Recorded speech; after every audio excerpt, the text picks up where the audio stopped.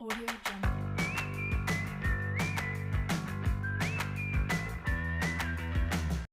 Assalamualaikum warahmatullahi wabarakatuh. Selamat pagi anak-anak.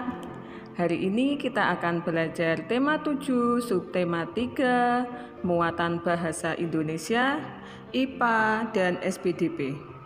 Sebelum kita mulai belajar, mari kita membaca doa dulu bersama-sama. Bismillahirrahmanirrahim. Bagaimana anak-anak, sudah siap untuk belajar? Kalau sudah siap, mari kita mulai ya. Pernahkah kalian melihat atau mendapatkan surat undangan? Surat undangan merupakan surat yang berisi pemberitahuan dan permintaan kesediaan seseorang untuk menghadiri suatu acara atau kegiatan. Biasanya kalimat yang digunakan dalam undangan itu harus efektif, yaitu yang harus singkat, padat, dan jelas. Supaya apa? Agar pembaca dapat segera mengerti isi dari surat undangan tersebut. Jenis-jenis surat undangan itu ada 3. Yang pertama, surat undangan resmi. Biasanya surat undangan ini mengatasnamakan sebuah instansi atau organisasi dan kedinasan, dipergunakan untuk kepentingan kedinasan. Contohnya surat undangan dari kepala sekolah ke wali muridnya. Kemudian undangan setengah resmi.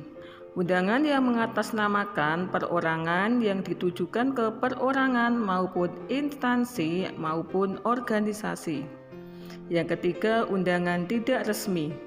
Undangan yang mengatasnamakan perorangan yang ditujukan kepada perorangan atau individu untuk keperluan perorangan atau keperluan pribadi, seperti undangan perayaan ulang tahun dan perayaan kelahiran, serta undangan pernikahan.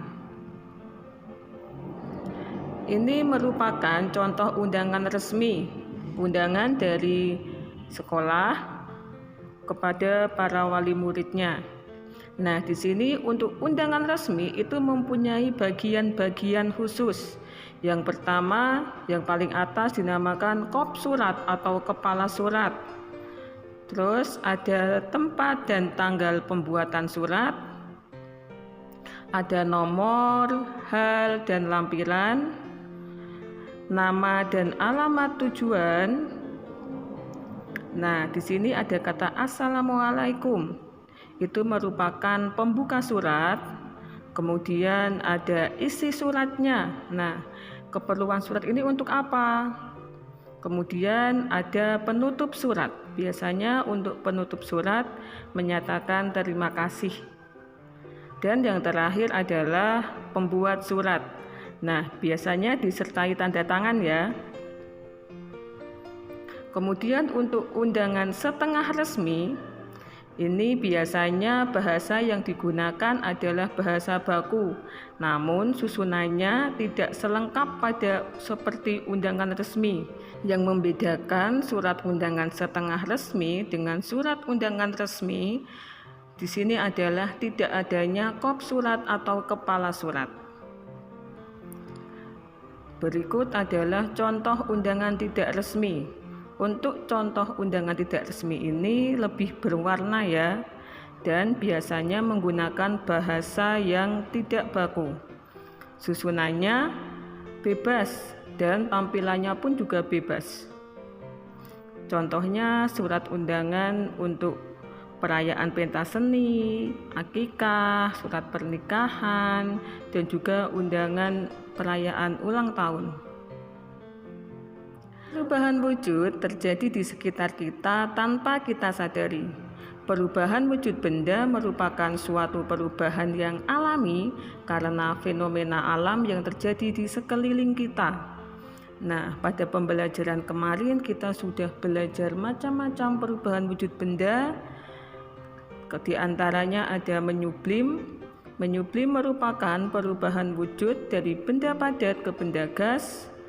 Mengkristal adalah perubahan wujud dari benda gas ke benda padat. Contoh menyublim. Kapur barus menyublim menjadi gas. Dan es kering menyublim menjadi gas. Untuk contoh mengkristal, terbentuknya kristal es dari uap air dan proses pembentukan garam dari uap air. Pernahkah kalian memperhatikan munculnya titik-titik air di gelas saat sedang minum minuman yang dingin? Biasanya titik-titik air itu ada di bagian luar gelas. Basahnya dinding luar gelas berasal dari peristiwa pengembunan.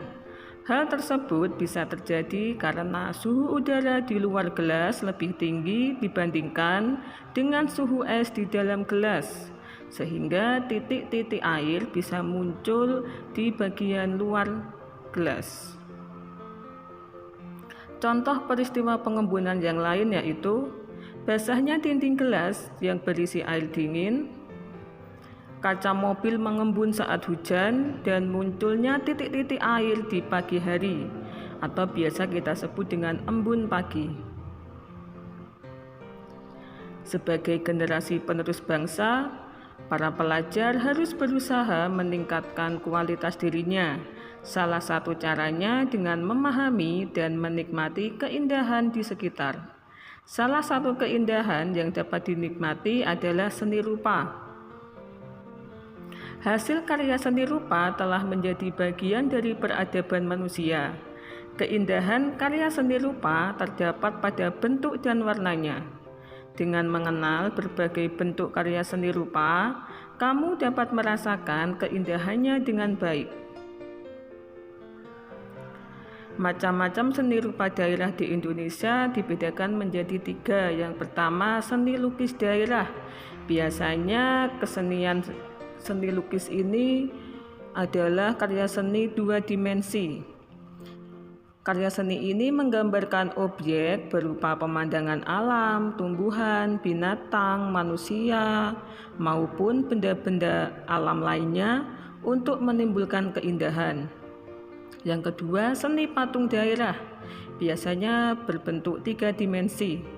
Seni ini membuat bentuk manusia ataupun binatang dengan bahan yang lunak atau keras. Biasanya bisa terbuat dari tanah liat, batu, maupun kayu. Yang ketiga adalah seni kriya. Biasanya berbentuk 3 dimensi. Seni kerajinan dalam membuat benda-benda pakai berdasarkan kegunaannya dalam kehidupan sehari-hari. Jadi selain ada nilai keindahannya, dalam seni kriya yang ditonjolkan adalah kemanfaatannya, kegunaannya untuk digunakan manusia. Berikut adalah contoh seni lukis daerah. Seni lukis bisa menggunakan teknik basah maupun teknik kering ya. Berikut contoh seni patung daerah. Ada patung yang terbuat dari batu dan ada juga yang terbuat dari kayu. Dan yang terakhir adalah contoh seni kriya. Seni kriya di sini juga bisa terbuat dari bambu, rotan, maupun kayu. Nah, tugas kalian hari ini adalah membuat surat undangan resmi dan tidak resmi. Silahkan surat undangan tersebut kalian tulis dalam kertas HVS. Jangan lupa kirimkan ke Google Classroom. Sekian pembelajaran untuk hari ini. Semoga kalian bisa paham. Terima kasih. Wassalamualaikum warahmatullahi wabarakatuh.